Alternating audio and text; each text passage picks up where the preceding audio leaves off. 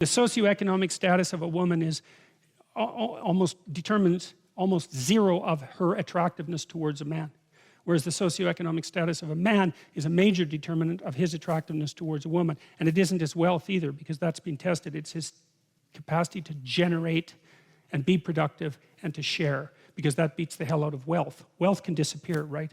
But the capacity to be productive and share, that's a much more important element. And why not be chosen on the basis of that, especially because women have to have infants, and infants make the woman dependent, and the woman is just looking logically, rationally, and from an evolutionary perspective for someone who's useful enough to lend a hand. So women make intense demands on men, and it's no wonder. But the thing is that because women engaged in hypergamy, at least in part, we diverged quite rapidly from chimpanzees, because the selection pressure that women placed on men developed the entire species. Now there's two things that happened as far as I could tell. The men competed for competence, let's say. So the male hierarchy is a mechanism that pushes the best men to the top, virtually by definition, and then that's the effect of that is multiplied by the fact that women who are hypergamous peel from the top, and so that the males who are the most competent are much more likely to leave offspring, and that seemed to be what drove our cortical expansion, for example, which happened very, very rapidly over the course of evolutionary time. So, and when the woman saw that the tree was good for food, and that it was pleasant to the eyes, and a tree to be desired, to make one wise, she took of the fruit thereof and did eat, and gave also unto her husband with her, and he did eat. Oh yes, and women share food. That's a very strange thing, because most creatures don't do that, right? Most animals don't share food. Like if you're a wolf and you bring down something in a hunt, you eat your fill. The dominant creatures eat their fill, and then if there's some left over, the subordinates get to eat too. But that isn't how human beings work. We share food. Now you can imagine how that evolved, because lots of female creatures share food with their offspring. Okay, you don't need much of a twist in that from an evolutionary perspective till you start to share food not only with your offspring, say, but with your mate. And that's another way that you entice a mate. It's like, we're going to be better together than alone. Well, that's the offering of the fruit. Well, what's the self-conscious part? Well, here's part of the bargain, you know. I'm going to wake you up. And partly I'm going to wake you up because you need to be woken up, because I have this infant that needs some damn care. And so you bloody well better be awake. And part of the bargain is I'll offer you something, I'll offer you some food, and in response we're going to make a team, and that's the deal. Well, and that's the human deal, and that's why we're more or less monogamous, by why we more or less pair bond, and why something approximating marriage is a human universal. It's cross-cultural. Now you can find exceptions, but who the hell cares? The vast, really man, who cares? You look at the vast pattern. The vast pattern, well, and the price we pay for having large brains is that we're very dependent, and it takes a long time for us to get programmed, and because of that we need relatively stable family bonding, and that's basically what we've evolved. And you know, you don't get that without making men self-conscious, because male creatures, why not impregnate and run? I mean, why the hell not? And that's something to really, no kidding, like that's the thing to think about. It is not why men abandon their children, that's the mystery. It's why any men ever stick with them. That's the mystery. Because you just have to look at the animal kingdom. And like the simplest and easiest thing is always the most likely thing to occur. So it's the exception, the long-term commitment, that needs explanation. She took of the fruit thereof and did eat, and gave also unto her husband with her, and he did eat. And the eyes of both of them were opened, implying that before that they were closed. And they knew they were naked.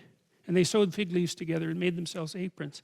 So that's so interesting. So their eyes are open, which indicates that they weren't to begin with. So whatever God created to begin with was kind of blind, but not blind in some strange way, because they weren't obviously wandering around in the garden bumping into trees. It was some sort of metaphysical blindness that's been removed by whatever has just happened. And whatever's just happened also made them realize that they were naked. Okay, so what sort of eye-opening is that? Well, what does it mean to realize that you're naked? It means to realize that you're vulnerable. That's what people discovered. It's like, oh, we can be hurt. So you're a zebra in a herd of zebras, and there's a bunch of lions around there laying on the grass. You don't care. Those are laying down lions. Laying down lions are no problem. It's standing up hunting lions that are the problem. You're not smart enough to figure out that laying down lions turn into standing up hunting lions, so you're not like building a fort to keep the lions out. You're just mindlessly eating grass. You're not very awake. But that's not what happens to human beings, is they wake up and they think, we're vulnerable permanently. It's never going away, right? It's the recognition of that eternal vulnerability. And what happens? The first thing they do is clothe themselves. Well, what happens when you're naked, when you need protection from the world? Well, obviously, look, you're all wearing clothes, you know? Why? Well, we've been doing that for a very, very long period of time. It's tens of thousands of years at minimum. In fact, you can track more or less when clothing developed, because you can do DNA testing of the kind of lice that cling to clothes rather than hair. And so we have a pretty good idea of when clothing emerged, and of different types as well. So that's quite cool. But the point is, they're naked and they think, that's not so good. We're vulnerable. So their eyes were open enough so they become self-conscious and they recognize their own vulnerability. And the first thing they do is, the first step of culture is to protect themselves with something from the world. And you protect yourself from the world and from the prying eyes of other people. This is the book by Lynn Isbell, Why We See So Well. From the temptation of Eve to the venomous murder of the mighty Thor, the serpent appears throughout time and culture as a figure of mischief and misery.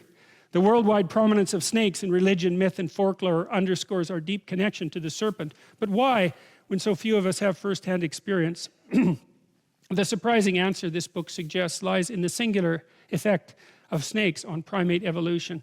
Predation pressure from snakes, Lynn Isbell tells us, is ultimately responsible for the superior vision and large brains of primates, and for a critical aspect of human evolution. That was tested recently. Psychologists have known for a long time that people can learn fear to snakes, but they discovered in primates recently a set of neurons, pulvinar neurons, which are specialized, that's in old perceptual systems, reveal neurobiological evidence of past selection for rapid detections of snakes. So that's from 2013. So the snake definitely woke us up. Color vision as an adaptation to fruit eating in primates. It's not by accident that women make themselves look like ripe fruit in order to be attractive to men, right? And that's also not socio-cultural in origin. So, and they heard the voice of the Lord God walking in the garden in the cool of the day. And Adam and his wife hid themselves from the presence of the Lord God amongst the trees of the garden. That's interesting. So what's the implication? Prior to being woken up, prior to recognizing nakedness and vulnerability, there was no reason for man and woman to hide from God. Now are they hiding from God? Well, they're naked. They're vulnerable. Okay, so think about this.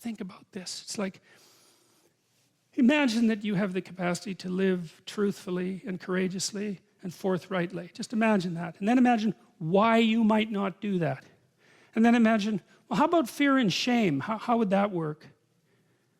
Well, let's say that the idea of living forthrightly and truthfully and courageously is analogous, given what we already know about these stories, to walking with God in the garden. Well, what stops people from doing that? What stops people from hiding? Well, it's a recognition of their own inadequacy. They look at themselves and they think, how in the world is a creature such as I supposed to live properly in this world with everything that's wrong with me? And so what do you hide from? Well, you go home, you sit on your bed for 5 minutes and ask yourself, what have you hidden from in your life? Man, you'll have books of knowledge reveal themselves to you in your imagination, right? You say, well, why are you hiding? Well, it's no bloody wonder you're hiding. It's no wonder that people hide. That's the thing that's so terrifying about this story. We woke up and we thought, oh my God, look at this place. Like, this is seriously, there's some serious trouble here, and we're in some serious trouble, and we're not what we could be. And so we hide.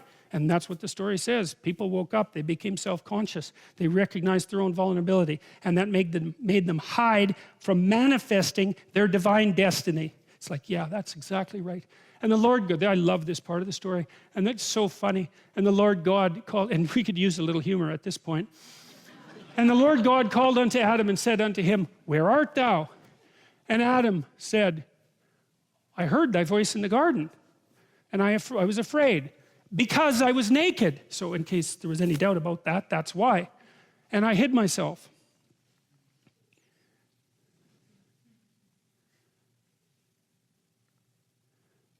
And God said, who told you that you were naked?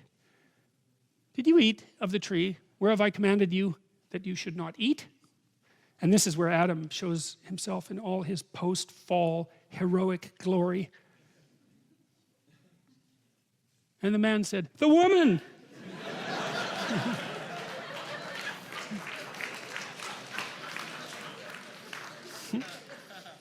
Whom thou gavest to be with me.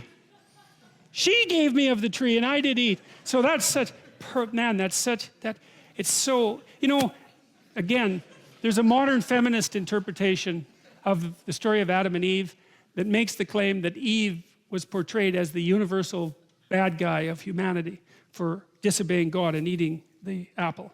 It's like, fair enough, you know, looks like she slipped up. And then she tempted her husband, and, you know, that makes her even worse, although was foolish enough to immediately eat, so it just means she was a little more courageous than him, and got there first. But it's Adam who comes across as really one sad creature in this story, as far as I'm concerned. Look at what he manages in one sentence. It's like, first of all, it wasn't him, it was the woman. And second, he even blames God. It's like, it wasn't just the woman, it was